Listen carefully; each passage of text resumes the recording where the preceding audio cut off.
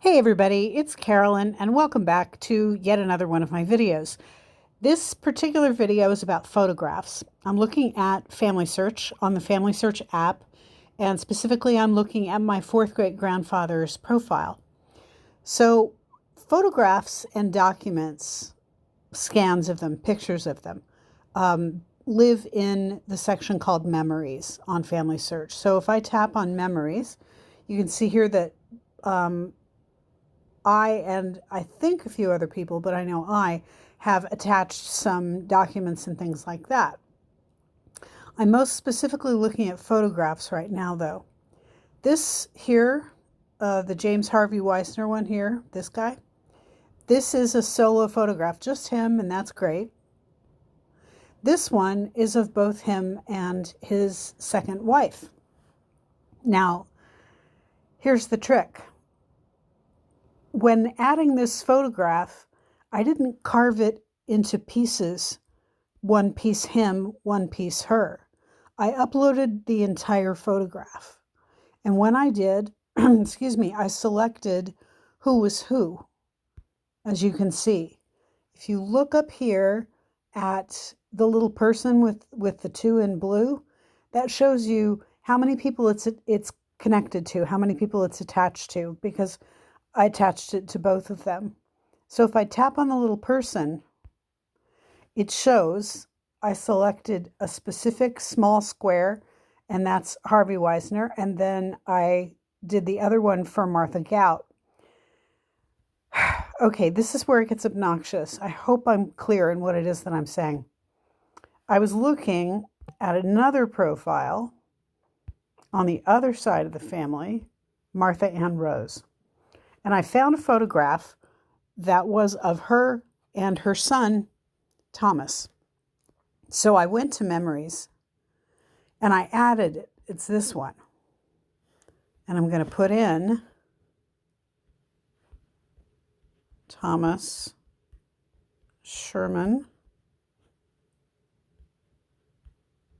Slocum and Martha Rose Slocum. Now, unfortunately, I don't have any information about where this photograph was taken or when it was taken. So far, this is the best that I can do. I'm going to look around and see if I can't find more. Anyway, see, it says Thomas Sherman is his middle name. It's not his last name. Anyway, whatever. So I added this. And when I add the person, you tap on it, and this is Martha Ann Rose. So I'm just going to make this little square that corresponds to her. And then, see, when you add, automatically the entire photograph is highlighted for each person that you add it to. So you have to actually select who is who. Okay, now I've done that. So now it's ready for me to use as a profile photograph as an alternative. But I'm not going to, because the profile photograph is pretty good. Here's the problem with the profile photograph for Martha Ann Rose. It's this. It's not the entire photograph.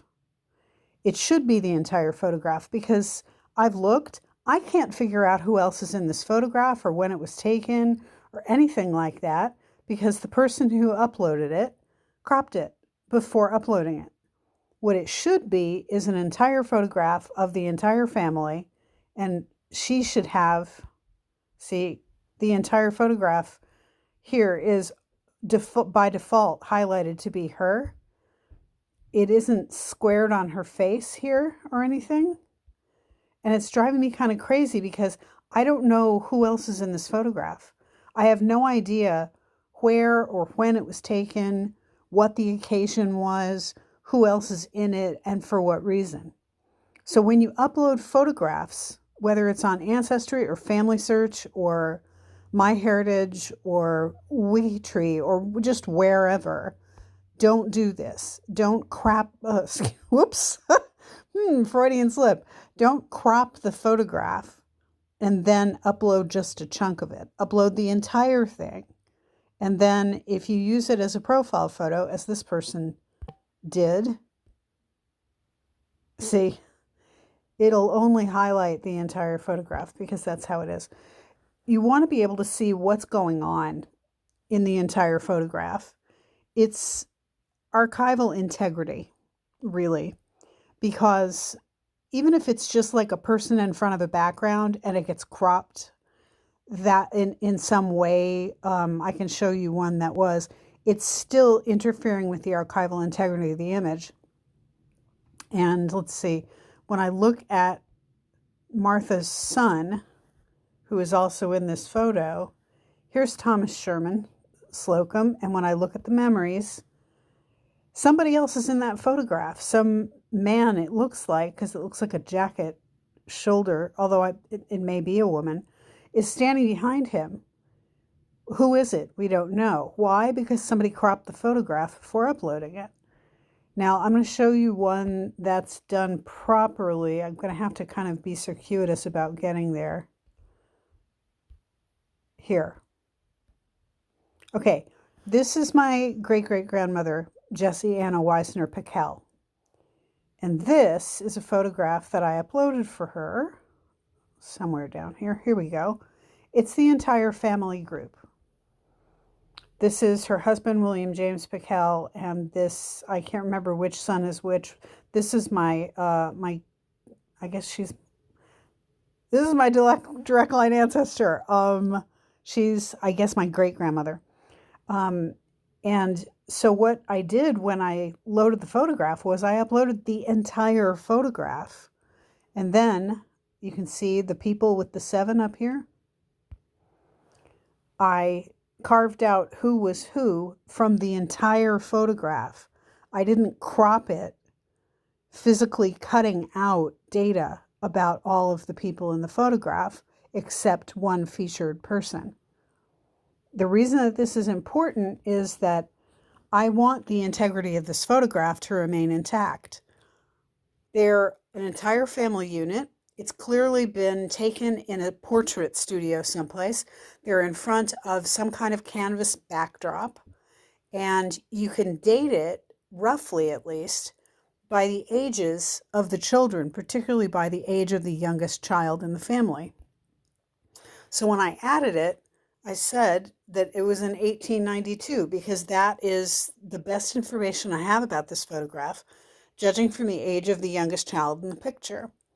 And I know that the location was in Iowa, Kansas, because that's where they lived at the time. So don't butcher photographs, is what I'm saying. Provide all possible relevant information, including an estimate of the year, an estimate of the location where it was taken, and most importantly, do not crop it before uploading it. Don't upload chunks. Upload the entire photograph, because then a person who looks at the photograph can say, oh, okay, it's a studio photograph of the entire family as it stood in 1892, right? That's what you want to be able to say.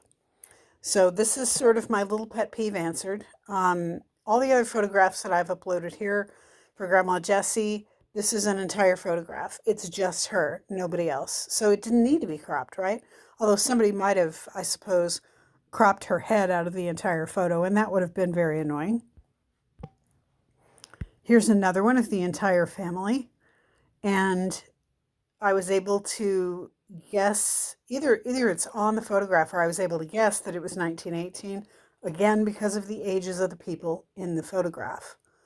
So, and when I look at who it's attached to, it shows me it's her kids and daughter-in-law and a couple of the kids' children.